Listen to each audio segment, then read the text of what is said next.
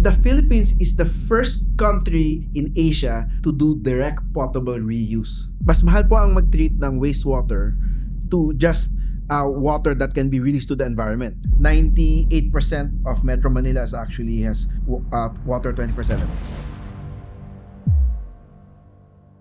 Magandang araw po sa kanilang lahat. Good morning, maayong buntag, maayong hapon, kaninyong tanan. We are here again, this episode of the Sun Podcast.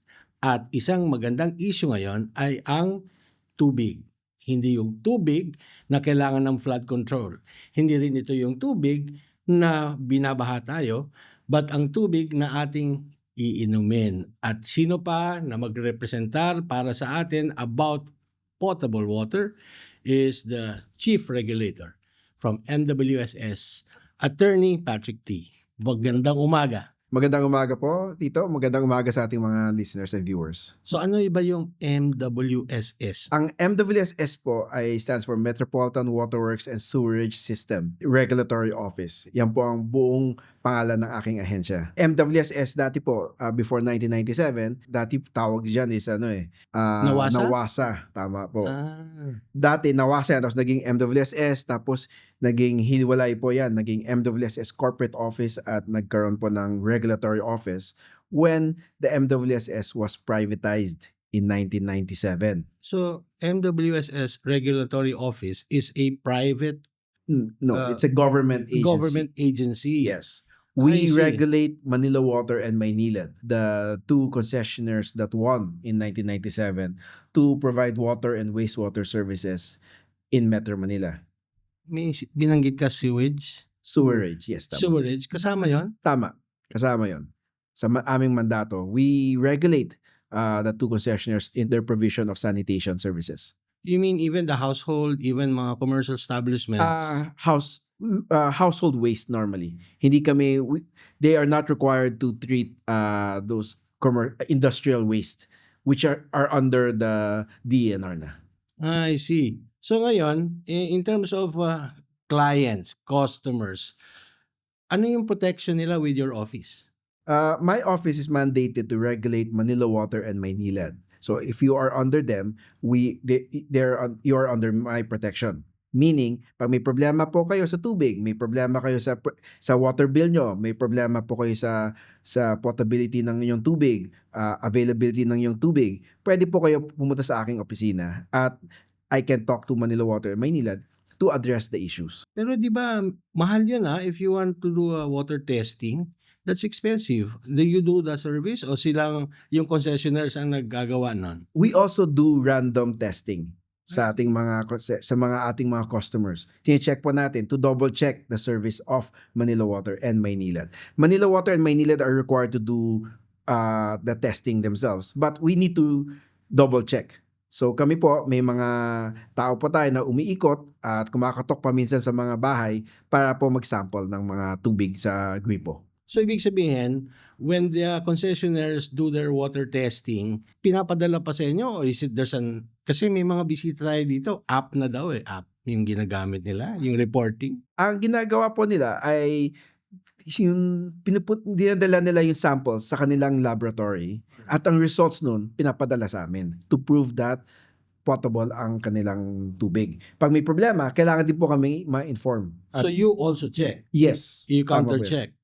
Tama And yun. how is it? Yes, 95% okay ang kanilang serbisyo. Wala pong problema. But what makes our potable water potable? I mean, paano siya na-expose to bacteria or... Normally, water from the source is not potable, diba? Normally, you need to treat that. So, it goes through a system. It goes through Balara filtration system and this will convert this into potable water. So, usually, ang main source ng tubig sa Metro Manila ay galing pong sa Angat Dam. So, pupunta po yon sa Ipo Dam at in Ipo Dam, dadalhin po yan sa Lamesa.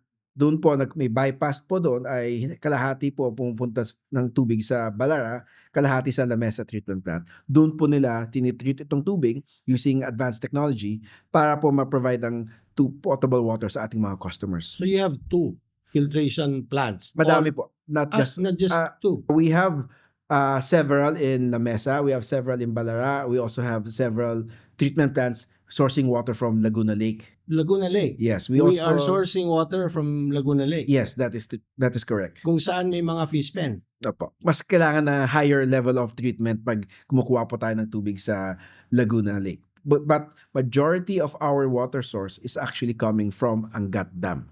Kasi yun po ang mas malinis. What powers it?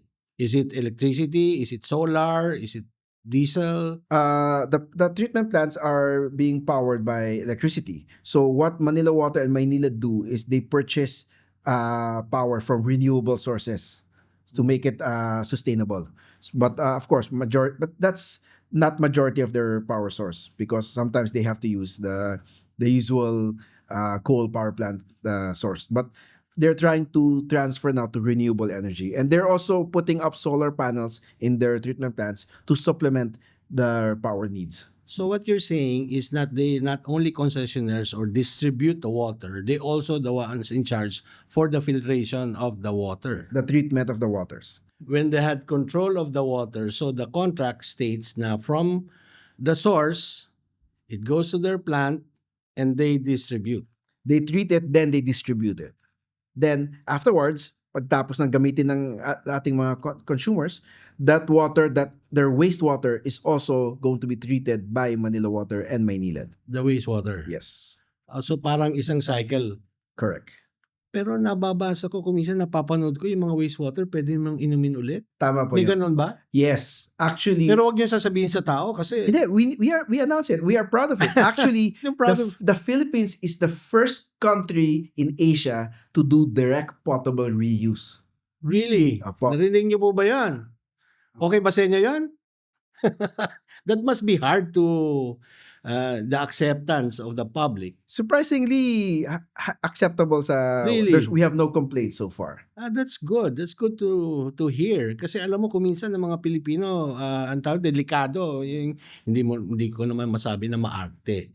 Pero maganda rin pala ang acceptance. So, how much percent of the water supply comes from the treatment of this wastewater? Right now it's very very small. Out of the probably 5,000 MLD that is being produced, it's only probably around 10 MLD. So it's a very small fraction right now because it's really expensive. What is MLD? Million liters per day. I'm sorry. Million, kasi it sounded like a car. Yes.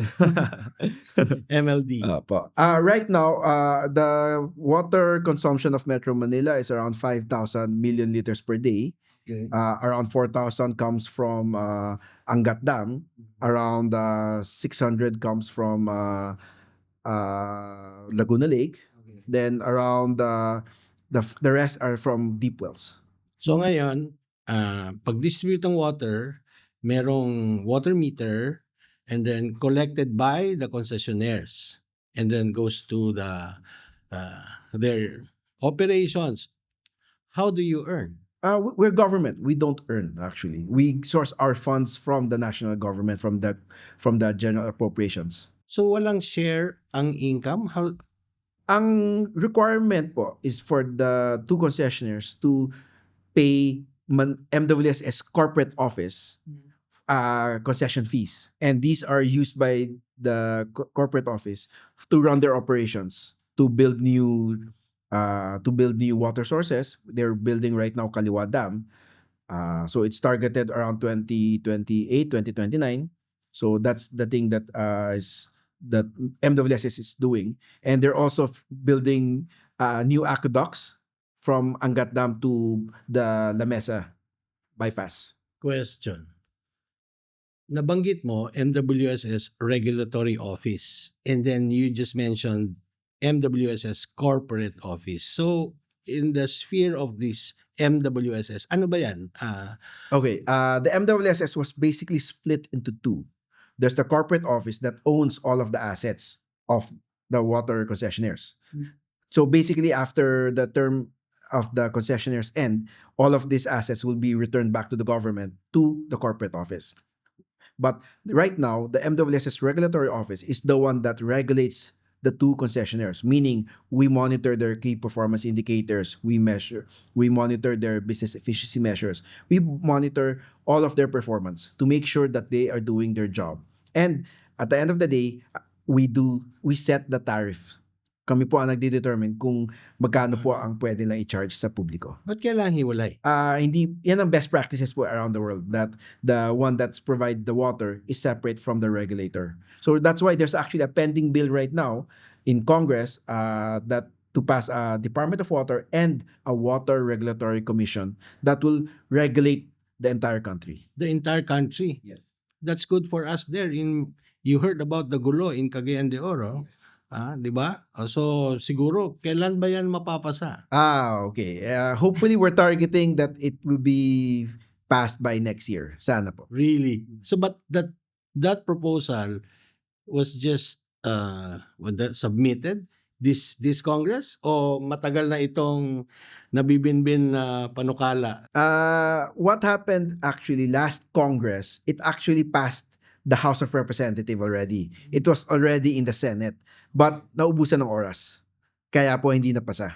O pinaubusan ng oras? Ano bang negative niyan? Pag ginawa mo ngayon na sakop mo ang buong bansa, ano yung pros and cons niyan? Well, the pros is it will better protect the interest of the public, that there's someone that is regulating the prices and the performance of the water service providers all over the country.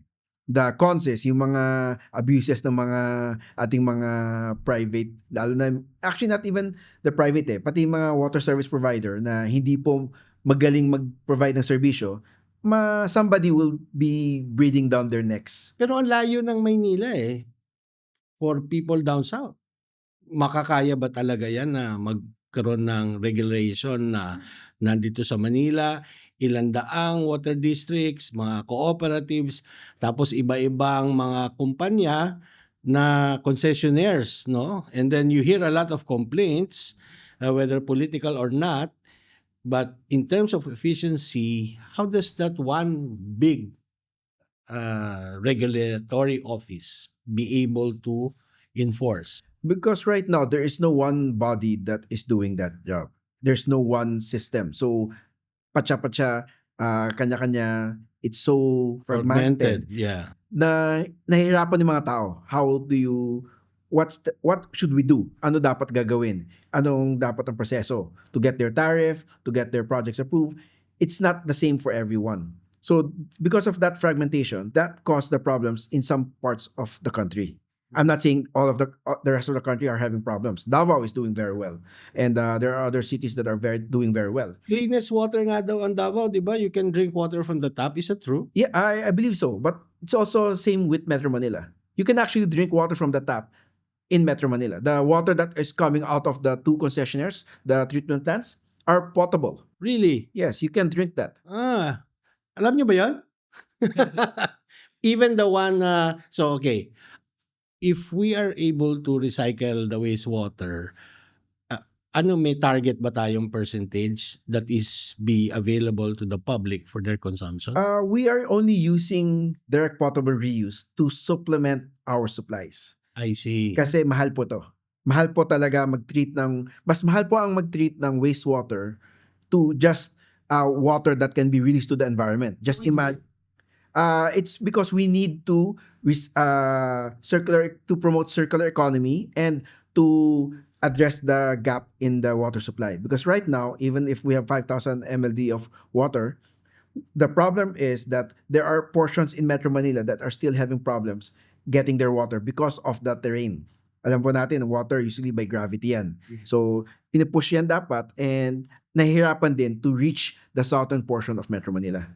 So, ginagamit po namin yan to push the water further down south up to Cavite. So, ilang percent ang water supply of Metro Manila is coming from the source of Angat compared to the ones na deep well?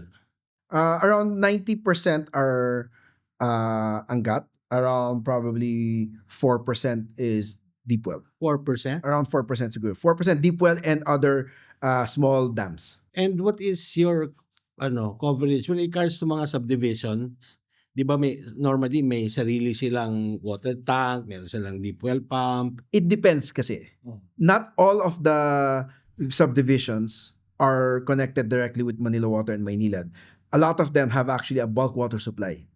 So that the inside of that village is provided by the developer or another water service provider. And anong ano niyo doon? Anong control niyo doon sa mga bulk water If supply? the subdivision refuses to provide allow Manila Water and Maynilad to come in, wala po tayong choice. Yeah, but in terms of regulating the quality, for example, The quality of the water, the bulk water supply, we can regulate that. That's our mandate.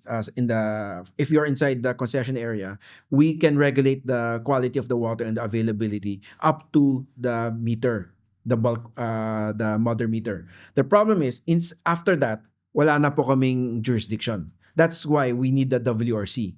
The WRC will be allowed to regulate even the subdivisions.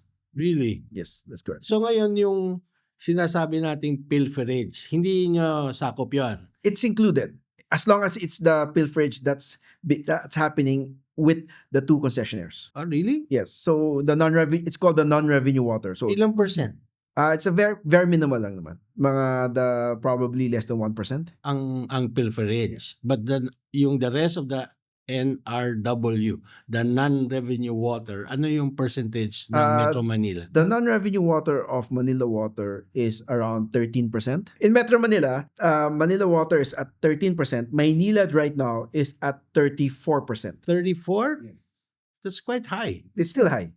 Because, It came from 60% and wow. they are doing their best right now. They are required to do 34% this year. Then they need to improve that to less than 30% by next year. So we have a plan right now for them to drastically reduce their non-revenue waters. How do you help Maynilad? Basically, how I help them is I push them. With a carrot and a stick. Ganun ba? Sa bagay, no, it will not be also good for Maynilad to have such a high non-revenue water. And then also for the consumers, it'll be more expensive. So ang water ba sa atin, yung pagdating ng mga summer months, 'di ba sinasabi nila na bumabagsak yung level ng dam, tapos pag matag-ulan tulad ngayon panahon, nag-overflow ang dam. How are we able to retain that excess water so that by the time that we are in that period of tagtuyo, nagagamit ba natin yun o talagang inaaanod lang talaga yan? It depends sometimes. Right now, despite all of these rains, ang Gat Dam is not yet full. It has not overflown. Ang Gat Dam, mababa pa siya. So ito, practical. Di ba, lumabas yung dating save water, shower together. Di ba? Lumabas yung mga ganyan na mga slogan. Ang mga Pilipino ba ay natututo ng magtipid in terms of water consumption? Kasi like for example, naghuhugas ako ng plato o naghuhugas ng kamay. So babasahin ko muna, tapos susuka akong sabon. Pero habang nagsasabon ako ng kamay, ay bukas yung gripo. So yun, waste, nawi-waste yun na tubig. May kampanya ba tayong ganon? Yes, we have campaigns to conserve water. Meron kami Save H2O, water is not infinite, mga ganyan slogans. Kasi po, we are trying to encourage people to conserve water because water is not infinite. Basically. So, may hangganan yan. So, sayang yung tubig. Pag hindi ginagamit yan, natatapon lang yan, at maski na it goes back to the environment, you need to treat it again. So, sayang talaga. May cost implication yan. Kaya po, that's why we have a social media campaign and Manila Water and Maynilad have other campaigns to promote water conservation and dislodging awareness campaign, won in the 21st Philippine Quill Awards just last week. I heard about that. Yeah. I heard about it. But how did they measure? How was it measured that this campaign is taking ground? I mean, tama ba yung English ko, taking ground? Gaining ground, sorry. Gaining ground. Yes. Ang nangyayari doon ay is it measurable? Yung campaign to save water, tapos may papasok ka pa ng isang mall, na paperless or waterless urinals and all that saves this many. Totoo yun? Yes, totoo yan. What normally malls are doing right now is that they recycle their gray water for flushing. So it's actually very beneficial for them because malls especially are under commercial rates. So their water is really more expensive. So that's why it's really for their benefit to conserve water. Will you encourage people to use ano yan, yung pump para lumakas yung kanilang supply tas kawawa naman yung walang pump, Ah, humihina yung tubig? well, we discourage actually from pumps to get water from the system because that's correct. It will artificially create pressure and it will cause problems for the other customers. Paano yung mga household na may mga swimming pool? 'Di ba? Na nililigo lang naman kung wala, nandun lang parang decorative. Oo, marami akong tubig, pero 'di ba, do they pay higher because they have a pool? What we do is our tariff table is actually geared towards water conservation because the more you consume, the higher your band is. It's not like if you consume 10 cubic meter, your water bill is 100. If you're 20 cubic meters, your bill is 200. That's not true. It's exponential ang increase mo. So the more you consume, the more expensive your water bill will be. So that's actually forcing people to conserve water. Paano yung senior citizen? May Uh, may discount ba 'yan yes, na tubig? yes, they are. Pero ang balita ko, ano They lang, are sa entitled to mga discount. less yung minimum consumption, hindi ka affected ng discount kung malakas yung consumption mo. For example, senior citizen ka, ikaw may-ari ng bahay, pero nakatira yung pamilya ng 5 mong anak sa bahay mo. Up to a Paano yan? certain consumption band lang ang pwede sa senior citizen I discount. see. Yes. Kasi we're trying to convince people to conserve. So that's why, and if you consume a lot of water, you are actually subsidizing those who are conserving. That's why those who are consuming 10 cubic meter, 20 cubic meter are heavily subsidized. And we also have in our tariff table, lifeline customers. Lifeline. Lifeline means those who are low income households. If they register, they are entitled up to 20 cubic meters of subsidized water rates. So mas mura talaga ang tubig nila compared to the regular customers. Last question. How much percent of Metro Manila population is covered by that minimum consumption? No, it's a small portion lang. But a small portion lang. But around less than 5,000 accounts. Wow. So meaning to say, most households of Metro Manila consume more than, tama ba? That's my question, di ba? For lifeline accounts or 10 cubic meter because Yung 10. that's the difference. The 10 cubic meter madami dyan. Kasi the households like the small households are not consuming as much naman eh. Usually pag lalo na if you're just a nuclear family, there's probably just two or three in your family. You can live with less than 10 cubic meters. So ito yung mga kasi meron din tayong mga members of the population na ang tubig nila ay yung balde-balde. Meron pa din dito sa Metro Manila. It's very rare. Very rare. Rare na. Halos 98% of Metro Manila actually has water 24/7. I see. So yung 2%, mga 300,000 of our population still are They do not have 24/7 water, but not necessarily do they need to get water from the deep yung mga yung poso.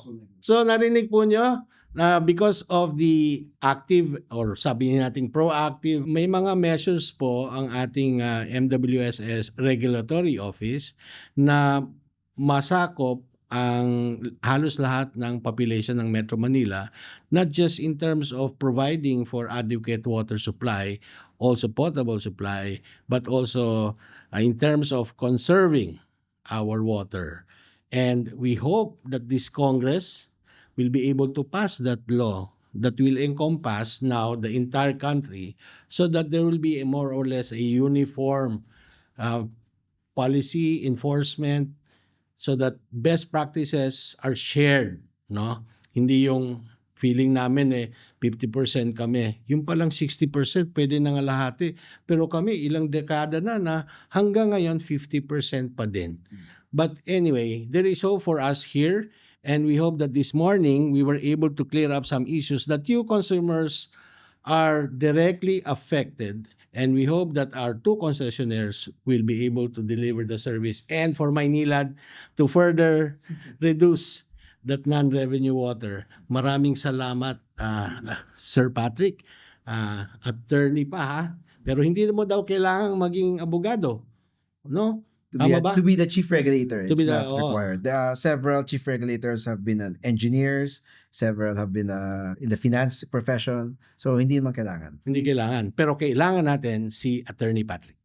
So with that, maraming salamat po sa edition ng The Sun Podcast. At we see you in the other episodes every 15 days. Maraming salamat. Maraming salamat.